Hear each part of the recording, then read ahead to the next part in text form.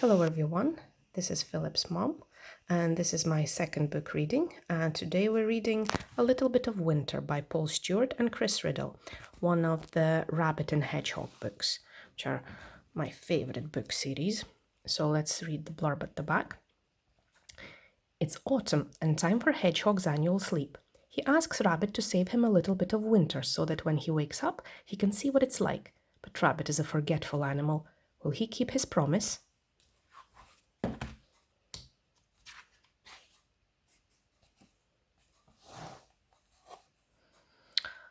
I'll miss you, said Rabbit. Will you miss me?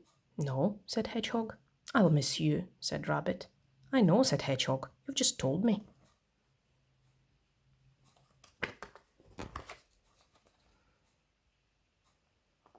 You are forgetful, said Hedgehog. Forgetful, said Rabbit. If you were not, said Hedgehog, you would remember why I will not miss you. Remind me, said Rabbit. I will be asleep, said Hedgehog. You do not miss friends when you are asleep. Hedgehog picked up a little sharp stone and walked to the tree. Rabbit ate a little green grass, and then a dandelion leaf, and then some clover. Hedgehog wrote a message on the bark. Dear Rabbit, please save me a little bit of winter for when I wake up. Love, Hedgehog, kiss. Rabbit, said Hedgehog, there is something I want you to do for me. It will be hard for an animal who is so full of forget. So I have written a message to remind you. I want you to save me a little bit of winter. But why? Said Rabbit. I want to know what winter feels like, said Hedgehog. Winter is hard and white, said Rabbit. Winter is cold. But what is cold? Said Hedgehog. I am cold now, cold and sleepy, he yawned. Rabbit prodded his friend. Ouch, he cried. Rabbit, said Hedgehog, it's time for me to find somewhere warm to spend the winter. Rabbit sucked his paw. I will miss you, he said.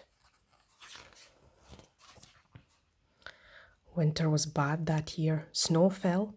The lake turned to ice. Rabbit was warm in his burrow, but he was also hungry. Here he is, and here's Hedgehog's message on the bark.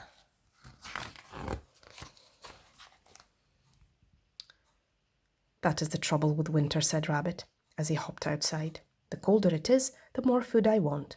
He looked around, and the colder it is, the less food I find. There was no green grass. There was no pink clover. Rabbit had to make do with brown leaves, brown bark, a brown acorn.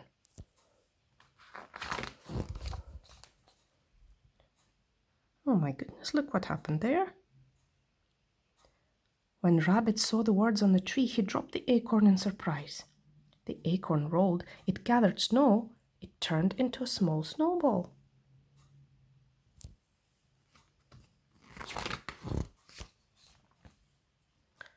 Rabbit read the message. Oh dear, he said, a little bit of what? The wind blew icy cold. Rabbit looked down at the snowball and remembered. A little bit of winter, he said. Rabbit rolled the snowball over the snow. It grew bigger and bigger. Rabbit wrapped the snowball in leaves. They will keep the warm out. They will keep the cold in, said Rabbit. Then I shall store it underground.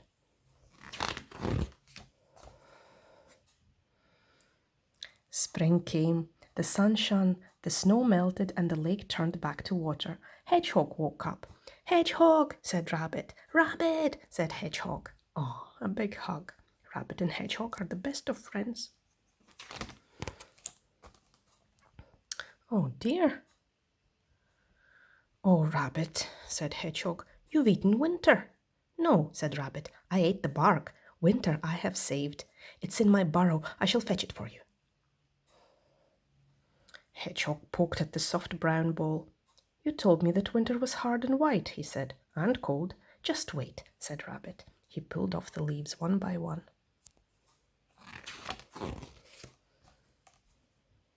Hedgehog stared at the snowball. It looked like winter. Hedgehog sniffed the snowball. It smelled like winter. Hedgehog grasped the snowball in his paws. Ouch! he cried. "It bit me." "That," said Rabbit, "is what winter feels like." "Thank you for remembering," said Hedgehog.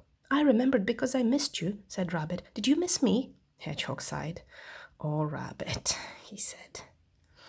Oh, Rabbit and Hedgehog, the best of friends. And that is the end of A Little Bit of Winter. Hope you enjoyed it.